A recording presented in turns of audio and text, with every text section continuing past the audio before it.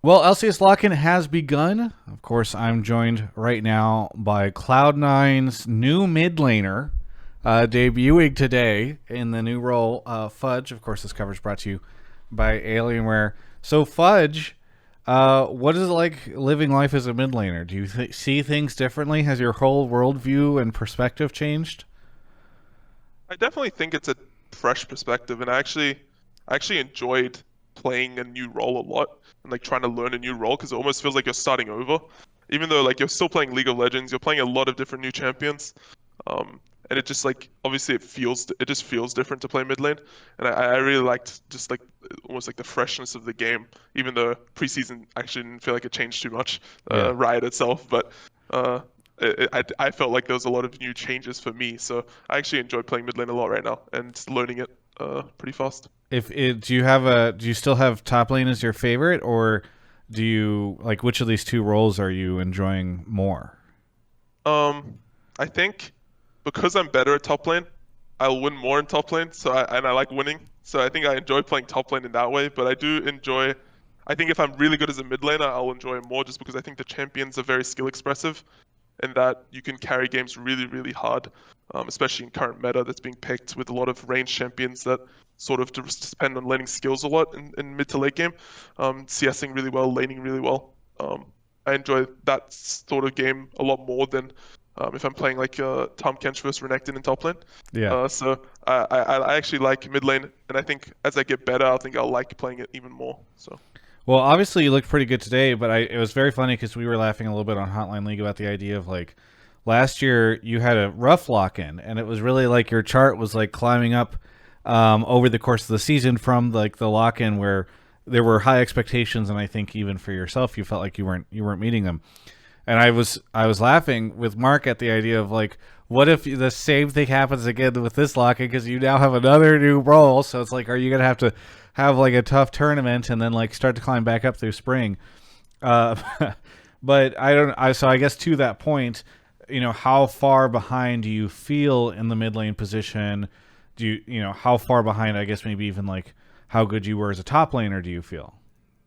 I think I feel behind in the sense that the matchups that I'm playing in scrims, I've actually never seen in my entire life, like played. Yeah. And so when I play scrims, I'm just playing a matchup. Someone asks me, "Oh, how do you think this matchup goes?" And I'm like, "I have zero clue."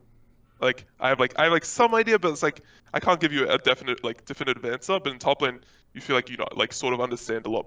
I mean, I obviously understand way more. So it feels. I actually think like I actually wouldn't have been surprised if I was just like worse than all the other mid laners in lock-in, Yeah. because we only started scrimming like a week ago, and I never I basically was playing NA solo queue the entire off season to learn mid lane. The queue times were like I would play like a game an hour or Yeah. like two games every like 1 hour and 20 minutes, something like this, or like 1 hour and 30, 40 minutes. And it's just like you don't get a lot of practice. Also, the quality of practice is obviously worse, right? So, if I had to go into Korea and then played solo queue there, I feel like I'd be a lot more confident, especially like mechanically in a lot of the matchups on a lot of the champions. But I actually was. I mean, I also thought like, oh, I probably won't be that good in lock-in, and that was my expectation. I still think I am not that good right now. I do think like the teams we're versing, uh, worse than like all the other teams. Like in my opinion, 100 Thieves, EG, and TL, all of the other like the good teams, and I think they're probably better than us right now, based on scrims. So I do think like we have only played against like the worst teams in the group, and I do think it's maybe not in the group, maybe TSM is worse, but I do think it's going to be um, progressively harder as we play against the Yeah. other teams. If you had to guess, though, would you expect that this sort of strange Cloud9 roster is like a top five in the tournament at least?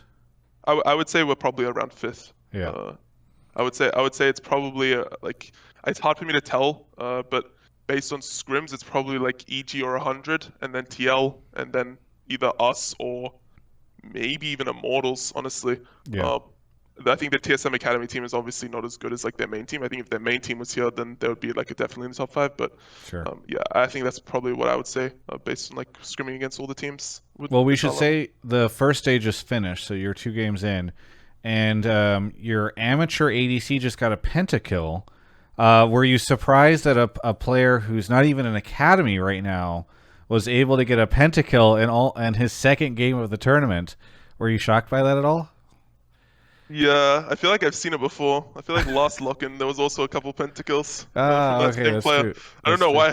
It's kind of weird as an amateur though. I don't know Yes, how yeah, that it's happened. very unexpected.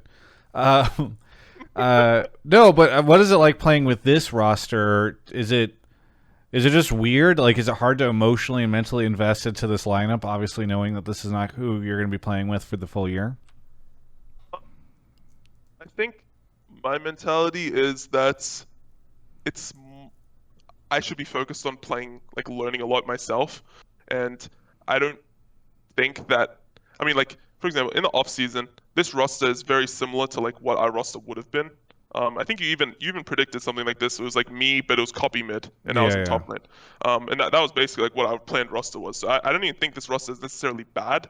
I do think, of course, like we like this wasn't what our plan was in the off season, but this isn't like a bad alternative. And I don't think that just because we have not the full roster that we were supposed to have means that we should just say, oh, it's fine. Like if we lose lock and it doesn't matter. Like we should still like invest emotionally in the games because like if I improve by investing emotionally and like trying my hardest, I think that's the most important thing.